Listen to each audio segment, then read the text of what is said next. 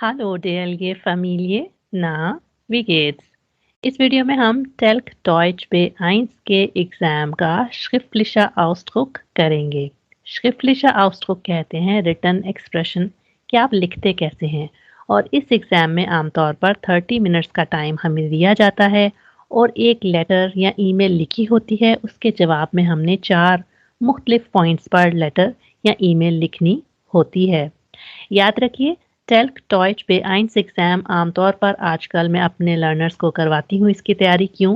क्योंकि एक्सटर्नल जो लर्नर्स हैं वो आप डेटासेट, डॉइच टेस्ट या सुवंडगा का एग्ज़ाम नहीं दे सकते, तो उनके लिए बेस्ट ऑप्शन है कि वो टेल्क टॉइच B1 एग्ज़ाम दें और उसमें पास कर कर आउसलैंडर बेहोडे को वो दिखा सकते हैं और PR और जर्मन नेशनैलिटी के लिए अप्लाई कर सकते हैं। ये इस वीडियो सीरीज़ की पहली वीडियो है। अगर आपको इस तरह की वीडियोस चाहिए तो आप मुझे कमेंट्स में बता सकते हैं ताकि मैं मज़ीद आपके लिए श्राइबन की वीडियोस बनाऊं। और इसके अलावा मेरे चैनल पर बहुत सारे टेल्क टॉइच B1 के Sprachbausteine की वीडियोस और hören की डिफरेंट डेटा सेट की वीडियोस भी मौजूद हैं। मैं प्लेलिस्ट लिंक कर दूंगी, उसको आप चेक कर सकते हैं और बहुत सारे डिफरेंट एग्जाम पार्ट्स को उसमें देखकर लर्न कर सकते हैं। जहाँ तक इस लेटर की बात है, ये लेटर टेल्क की वेबसाइट से लिया गया है, जिसका लिंक आपको डिस्क्रिप्शन बॉक्स में प्रोवाइड कर दिया जाएगा। अब हम स्टार्ट करते हैं इस लेटर को। क्या है जी लिखा हुआ? Sie haben von einer Freundin folgende E-Mail erhalten। आपको एक सहेली से फॉलोइंग ईमेल मिली है और वो ईमेल में उसने हमें क्या लिखा है, ये हम बारी बारी देख लेते हैं। लीबे oder लीबा, यहाँ पर आप ऐसा ही समझें जैसे आपका फुआ नाम है लिखा हुआ है। उसके बाद है जी danke für deine nette Einladung। शुक्रिया तुम्हारी नाइस इनविटेशन, दावतनामे के लिए। Ich komme dich sehr gerne besuchen। मैं शौक से आना चाहूँगी तुम्हें विजिट करने। dein Land kennenzulernen, ताकि मैं तुम्हारे जो मुल्क है, तुम्हारे मुल्क को जान पाऊँ। Wie du weißt, जैसे तुझे पता है। Was ich ja noch nie da, sorry was नहीं war ich ja noch nie da, कि मैं वहाँ पर कभी भी नहीं थी। Wann wäre die beste Zeit, dich zu besuchen? कब होगा बेस्ट टाइम तुम्हें विजिट करने का? Ich weiß noch nicht einmal, ob es bei euch im Sommer sehr heiß wird। मुझे ये भी नहीं पता कि क्या गर्मियों में बहुत गर्मी होती है, समर्स में बहुत गर्मी होती है तुम लोगों के यहाँ। Also große Hitze mag ich nämlich nicht so sehr, कि बहुत ज़्यादा अगर गर्मी हो तो वो मुझे इतनी ज़्यादा अच्छी नहीं लगती। Und gibt es sonst noch irgendwelche Dinge? क्या कोई ऐसी चीज़ें हैं die ich wissen sollte, जिनका मुझे पता होना चाहिए? Bevor ich diese Reise mache, इससे पहले कि मैं ये सफ़र करूं। उसके बाद है जी bitte schreib mir möglichst bald, damit ich mich gut auf die Reise vorbereiten kann। मुझे पॉसिबली जल्दी लिखो ताकि मैं तैयारी अच्छी सी कर सकूं सफ़र की। Herzliche Grüße, Marianne।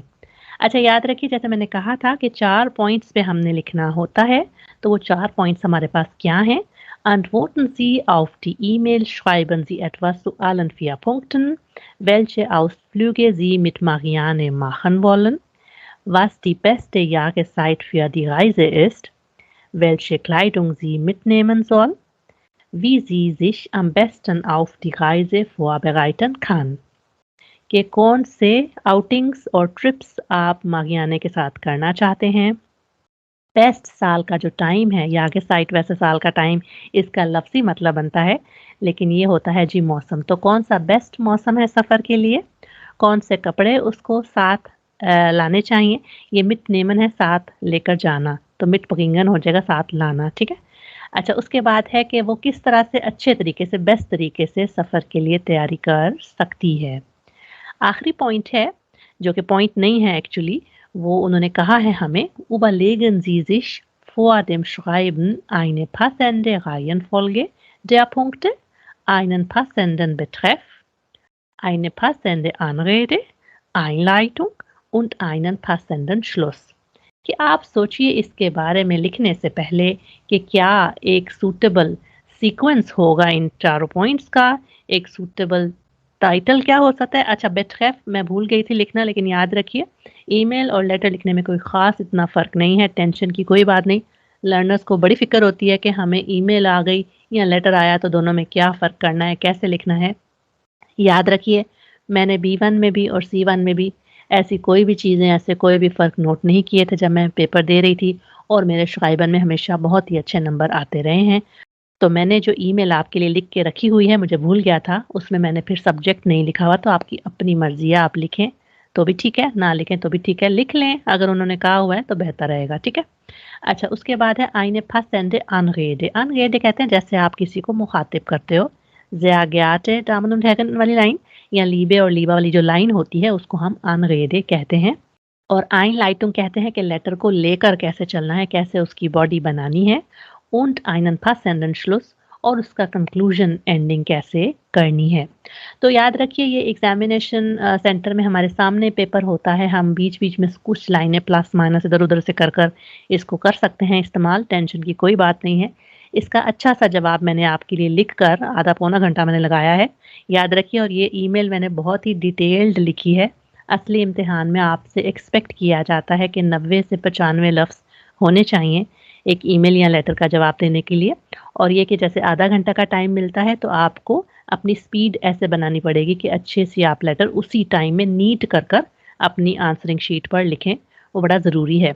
यहाँ पर लेटर को यानी बेसिकली ईमेल को डिस्कस करने से पहले एक बड़ी ही इम्पोर्टेंट आप सबको टिप देते चलें, और वो क्या है कि हमेशा जो भी आपने एग्ज़ाम देना है, चाहे आपने गोएथे का देना है, चाहे आपने टेल्क का देना है, एक चीज़ याद रखिए, और वो ये है कि आप आंसरिंग बुकलेट अगर देखें तो वहाँ पर हमें प्रिंटेड वर्ज़न नज़र आता है कि जिस पर हम आंसरिंग शीट में अपना लेटर लिखते हैं।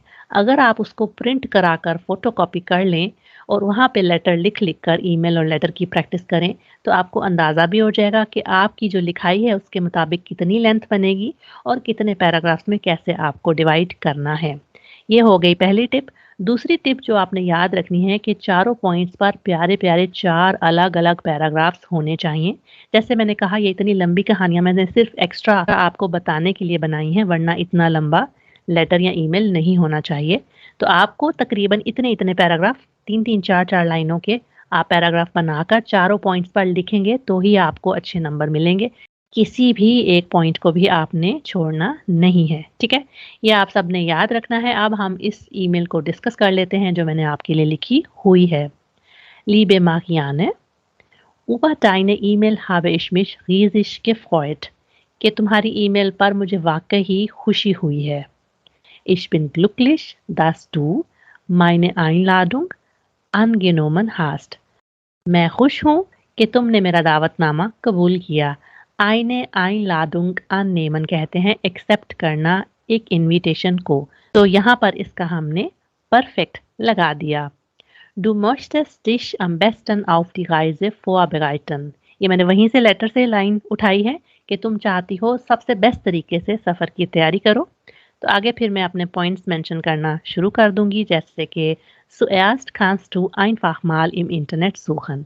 तो सबसे पहले तो तुम इंटरनेट पर ढूंढ सकती हो ob du ein Touristenvisum beantragen musst oder nicht, कि क्या तुम्हें एक टूरिस्ट वीज़ा अप्लाई करना पड़ेगा कि नहीं।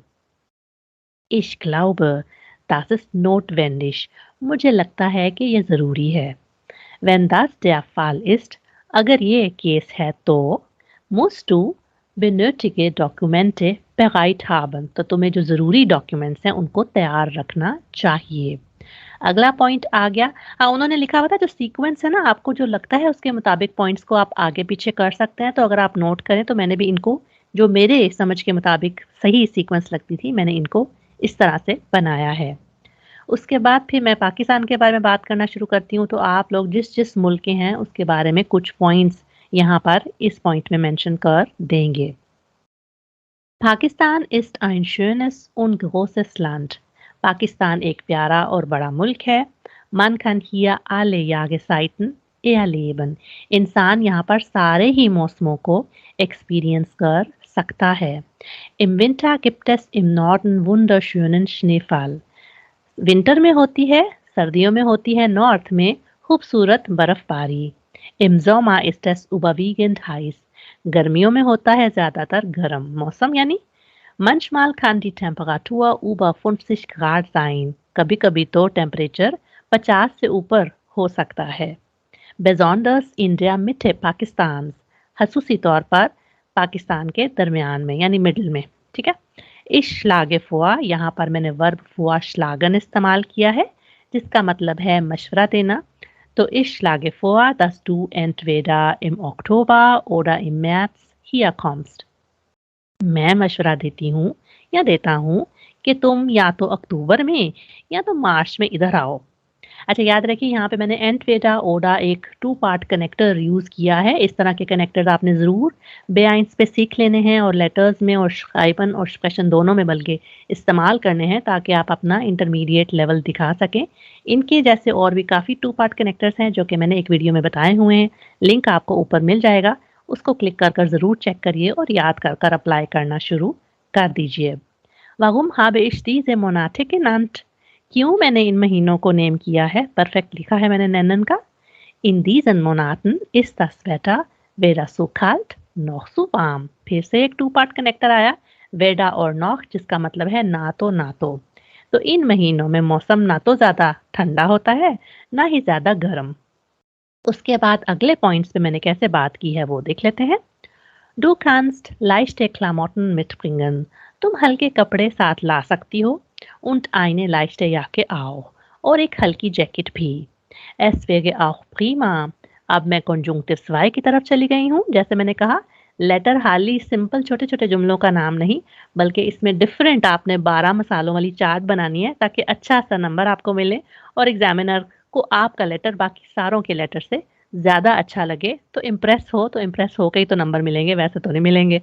तो es wäre auch prima wenn du Trekkingschuhe mitbringen könntest। बड़ा ही अच्छा हो जाएगा अगर तुम ट्रैकिंग के शूज़ साथ ला सको तो। Ich habe vor।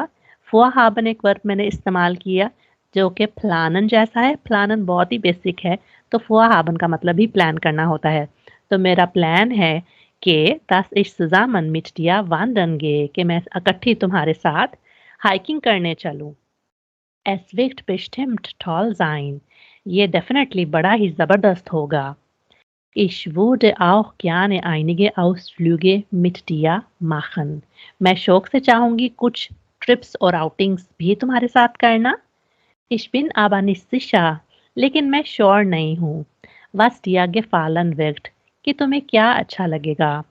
Vielleicht können wir darüber später diskutieren। फिर वो और दा कंपोजिटा में से एक हमने लगाया। शायद हम इसके बारे में बाद में डिस्कस कर सकते हैं। Und dann eine Entscheidung treffen।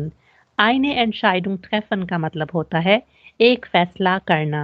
ठीक है, तो फिर हम एक फैसला कर लेंगे।